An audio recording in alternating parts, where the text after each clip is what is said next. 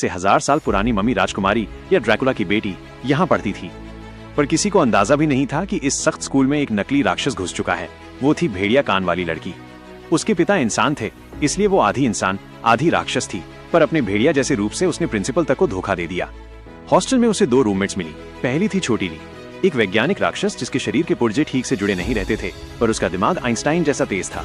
और दूसरी ठंडी ताबूत में सोने वाली ठंडे स्वभाव की ड्रैकुला की बेटी छोटी मेई। सब कुछ सामान्य लग रहा था, पर एक दिन लाइब्रेरी में डरावनी आवाज सुनकर भेड़िया लड़की घबरा गई। उसने हिम्मत करके छोटी ली को अपनी सच्चाई बता दी। छोटी ली ने उसे अस्वीकार नहीं किया, बल्कि उसका राज छिपाने का वादा किया। जल्द ही उन्हें एक उम्मीद दिखी जब टीचर ने बताया कि एक पुराना छात्र शाओ चांग आधा इंसान होने के कारण स्कूल से निकाल दिया गया था, पर उसने एक ऐसी दवा बनाई थी जो इंसान को शुद्ध राक्षस बना सकती थी। टीचर ने बताया कि शाओ चांग की डायरी लाइब्रेरी में है। भेड़िया लड़की और छोटी ली ने डायरी ढूंढ निकाली, जिससे उन्हें पता चला कि शाओ चांग की गुप्त लैब अब भी स्कूल में छिपी है। रात में वे दोनों लैब ढूंढने निकले और रास्ते में उनकी मुलाकात छोटी मेई से हुई, जो गुप्त रूप से राक्षसों के लिए सबसे बड़ा पाप इंसानी जादू सीख रही थी। पर दोनों लड़कियों ने उसका साथ दिया और वो भी उनके मिशन में शामिल हो गई। लैब का दरवाजा केवल हाथ के निशान से खुलता था। भेड़िया लड़की का हाथ काम नहीं आया। छोटी मेई ने बताया कि सांप का जहर चाहिए, तो भेड़िया लड़की ने मेडुसा के बेटे को फंसाया जो उसे पसंद करता था, और खुशी खुशी उससे जहर ले लिया। पर जहर से भी दरवाजा नहीं खुला। तीनों को वापस लौटना पड़ा, पर प्रिंसिपल ने उन्हें पकड़ लिया। छोटी मेई ने सबको बचाने के लिए खुद पर दोष ले लिया कि वो इंसानी जादू सीख रही थी। भेड़िया लड़की को इतना अफसोस हुआ कि उसने स्कूल छोड़ने का फैसला कर लिया। स्कूल से जाते वक्त वो गिर पड़ी और जमीन पर वही हाथ का निशान देखा जो लैब के दरवाजे पर था।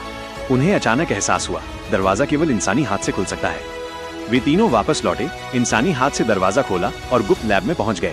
वहां उन्हें शाओ चांग की हरी राक्षस दवा मिली। भेड़िया लड़की ने सोचा कि वो इसे पीकर पूरी तरह राक्षस बन जाएगी, पर उसे अपने पिता की याद आई और उसने इंसानी रिश्तों को खोने के डर से दवा न पीने का फैसला किया। तभी उनकी टीचर वहां आ गई। भेड़िया लड़की ने उन पर भरोसा करके दवा उन्हें सौंप दी, पर तभी टीचर का असली चेहरा सामने आया। वो शाओ चांग की बेटी थी। उसने दवा पी ली और एक भयानक राक्षसों की रानी में बदल गई। उसने तुरंत सबकी शक्तियां चूस लीं। ड्रैकुला की उड़ान, मेडुसा के बेटे की घातक नजर। सब डर गई।